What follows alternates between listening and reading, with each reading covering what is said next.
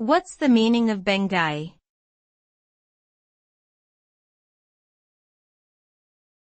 BenGay.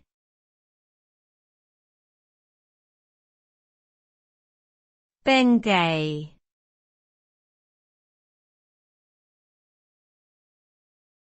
BenGay.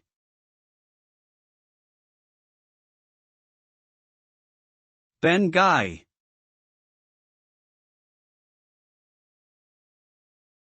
BenGay is a topical analgesic cream that is used to relieve pain and reduce inflammation in sore muscles and joints.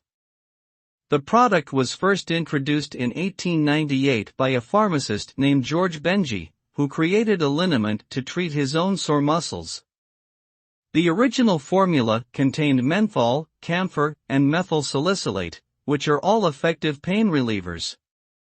Over the years, the formula has been updated and improved to make it even more effective.